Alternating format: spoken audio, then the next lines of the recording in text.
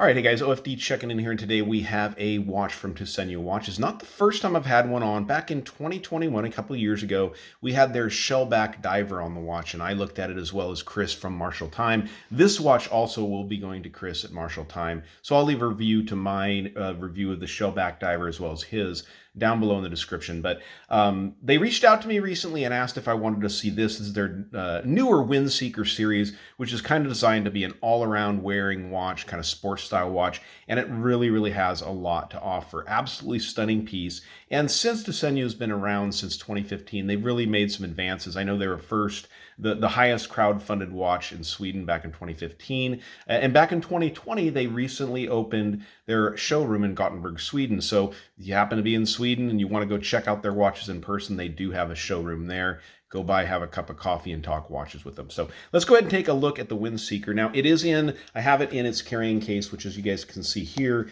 it closes up like that, all cork. It doubles very nicely as a display case if you wanted to use it that way, as you guys saw when I had the watch on there. So go ahead and pull the watch out of here and talk a little bit more about this piece. Now, like I said, basically designed to be an everyday piece. You have a screw down crown and 100 meters water resistance. The obvious star of this watch is the dial. These are available in 5 different colorways. Obviously, this is the green. There's an orange, there's a blue, there's a silver, and there's a black. And all of them have this absolutely beautiful, stunning finish on them that's done really well.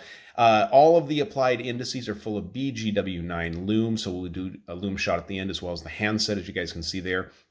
Very nice polishing on the surrounds of those applied indices as well as the handset. Clean sweep of that second hand. That's running the Sellita SW200-1. So great movement, tried and true, 38 hours of power reserve, 26 joule movement, hacking, hand winding, and of course you have date functionality down here at the 6 o'clock position.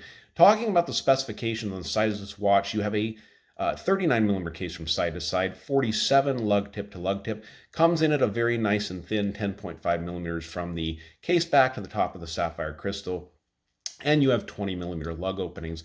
The finishing on the watch is a really nice combination of brushing as well as polishing, as you can see contrasted here on this bezel, where the top is brushed in an up and down manner and you have polishing around the edge, transitioning again to a smooth brushing there along the top of the watch case, and again into polishing along the side. So very nice transitions there. And that side polishing follows along through the bracelet, which I think is very nice and consistent. So like I said, 20 millimeter lug openings. This is a screw link bracelet. They're also using quick release assemblies here, as you guys can tell.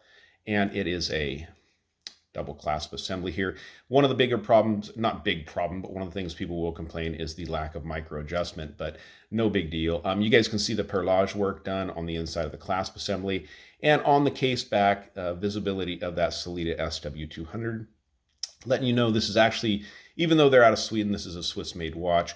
Automatic, the Windseeker, and 10 meters or 10 atmospheres or 100 meters of water resistance. So absolutely stunning and beautiful watch. Let's go ahead and pause it for a second, get this watch on my 7-inch wrist, and then be sure to stick around for that lume shot. All right, so I have a 7-inch wrist. Now this watch is not adjusted to me. It's not my watch, it's a tour watch, so I'm not going to pull any of the screws out of length. But as you guys can see on my 7-inch wrist, a 39 millimeter wears extremely well.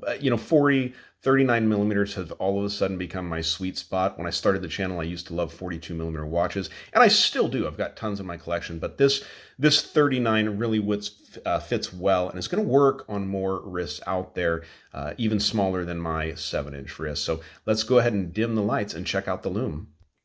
All right, so not totally dark in here, but my camera doesn't work really good in total darkness, but it is definitely dim. And you'll get an idea of how good the BGW9 is on this watch. Even when I just turned down the studio lights, the lume was glowing. Unfortunately, I had to stop the video for a while because the garbage trucks were in the neighborhood. So $624 USD is the price, the asking price on this watch. I think that's a really good price for the amount of watch you're getting here. It is a spectacular piece and a great all-arounder. If you're looking for a watch to wear every day, for dressing up, for sportiness, 100 meters of water resistance, this watch is really going to get the job done. So, all right, guys, this watch will be going over to Marshall Time. I'll leave links to his channel down below in the description. If you liked the video, give me a thumbs up down there at the bottom. And if you've not subscribed to the OFD channel yet, please do. Please do. Thanks, guys.